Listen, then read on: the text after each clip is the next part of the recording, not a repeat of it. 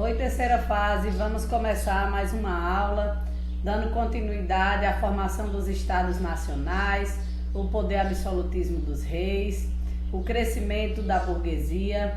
Falaremos sobre o fortalecimento do sistema capitalista, tudo no contexto da Idade Moderna.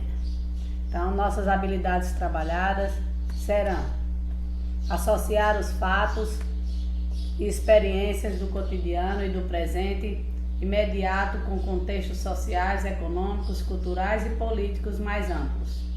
Observar mudanças e permanências ocorridas ao longo do tempo nos costumes, hábitos, valores, modos de viver, conviver e trabalhar, característicos dos diferentes grupos que constituem uma localidade. Vamos começar aqui por essa imagem com construções da época da transição da Idade Média para a Idade Moderna. Nós temos aí a estrutura e a execução das primeiras construções dos burgos. Então, a Europa da Idade Moderna, ela se moderniza, e é um conceito que se tem que trabalhar entre moderno e modernidade, porque algo que é da modernidade é algo que é mais atual. Ou seja, nós temos modernidade nos dias de hoje. E quando a gente fala em moderno, né, é da época da Idade Moderna. Nós temos aqui uma transição também cultural e estrutural. Por quê? Durante toda a Idade Média, nós vivemos o chamado teocentrismo. Teo, Deus, centrismo, centro. Ou seja, era Deus no centro de tudo, tudo era explicado por vontade divina. A Igreja Católica, ela era a maior instituição política e religiosa, além de econômica, ou seja, uma grande instituição que controlou, por exemplo, a parte da educação eclesiástica, e nós não tínhamos a liberdade que se tem a partir do antropocentrismo, o homem no centro do mundo, do centro do universo, ou seja, a razão, a racionalidade é que passa a explicar tudo. Nós temos três estruturas dentro da sociedade. As classes sociais. O clero continua existindo, ele ainda é forte. Nós vamos ver essa força do clero também nas grandes navegações, onde ela se fez presente nas grandes expedições para o Novo Mundo e para as Índias, para a África. Ou seja, a igreja ela acompanhava também nas grandes navegações. Nós temos a nobreza, que é a mesma nobreza da época da Idade Média, ou seja, são os mesmos descendentes da antiga nobreza. E temos a monarquia, o monarca, o rei. E esses três não pagam impostos. Eles formam o primeiro e o segundo estado.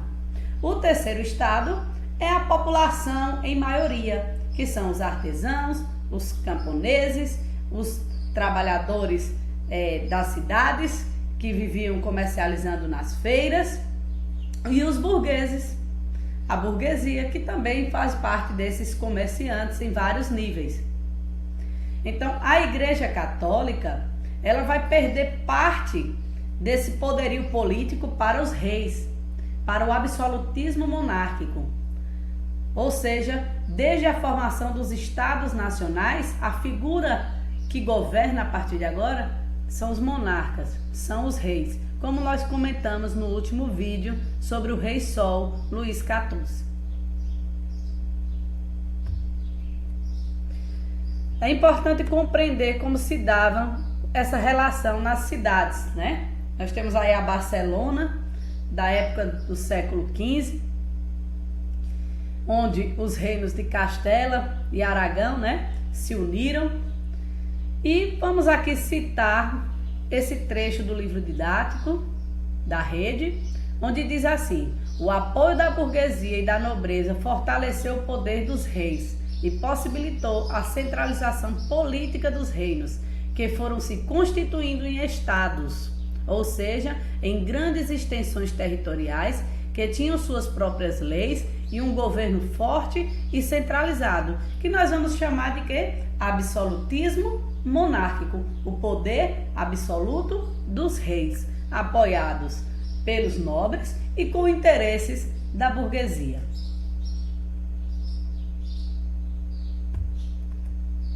A burguesia e a nobreza apoiam o rei. E aí nós temos as primeiras mudanças na estrutura da sociedade. No último vídeo eu mostrei para vocês como eram as feiras, quem estava ali participando, quem viviam nos burgos, que eram as cidades.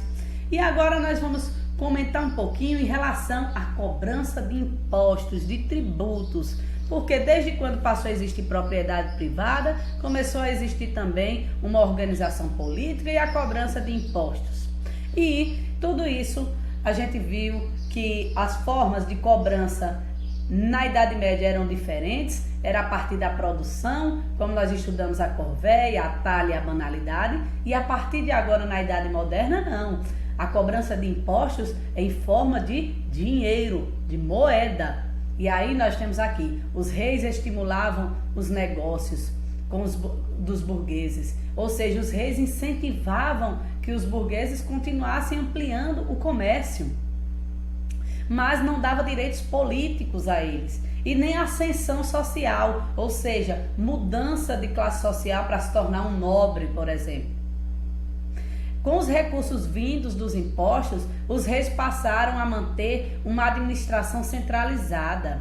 Os cargos das instituições administrativas do governo foram ocupados em sua maioria pelos nobres, possibilitando a eles a manutenção de diversos privilégios, ou seja, o terceiro estado, no qual a burguesia fazia parte, sustentava o primeiro e o segundo estado e os seus privilégios. Lembrem daqueles filmes, aqueles desenhos onde tinham princesas, príncipes, reis, rainhas e nobres com duques, marqueses, ou seja, os privilégios e todos aqueles banquetes eram mantidos pelo terceiro estado, que pagavam esses tributos, que pagavam os impostos. Foram criadas também as chamadas corporações de ofício. A gente falou da revolta dos camponeses, dos jaquirês, no vídeo anterior. E citamos também a criação das primeiras oficinas de transformação de produtos, ou seja, as primeiras manufaturas, as primeiras fábricas, só que eram feitas de maneira artesanal e manufatureira. Então, no método de produção, existiam 3 funções. Era o mestre, o oficial e os aprendizes. E aqui nós temos um modelo de corporação de ofício.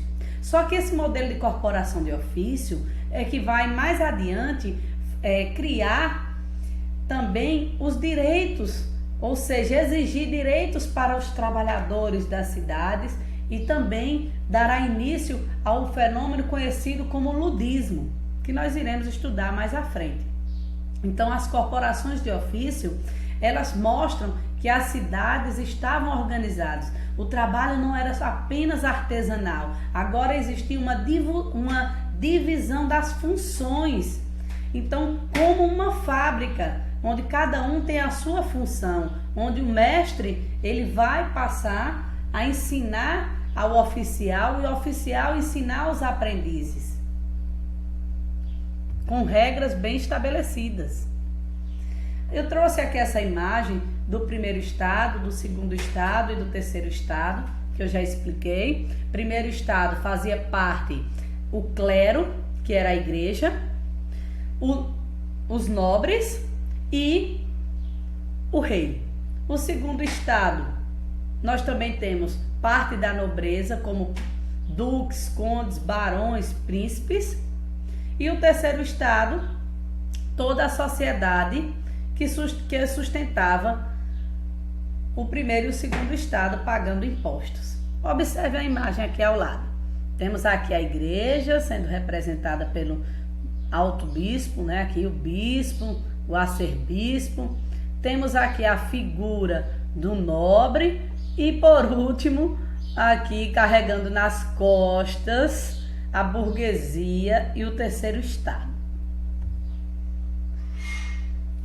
Em nessa transformação, quando os burgueses vão percebendo que eles não precisam apenas ter dinheiro, mas eles também precisam ter posição política e posição social, surge a figura dos mecenas, o mecenato.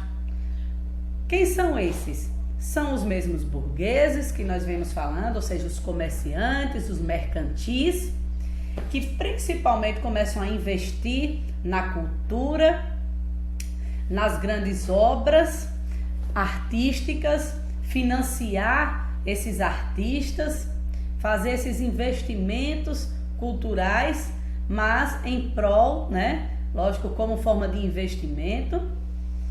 Lembrando que essas lideranças, né, vão trazer alguns conflitos que nós estudaremos no período conhecido como Renascimento, tá? Então, continuaremos falando sobre o mecenato, sobre essa prática burguesa e a ascensão cultural do racionalismo também e das artes, mostrando como se viviam nesse período da Idade Moderna, no chamado Renascimento e também na Reforma Protestante.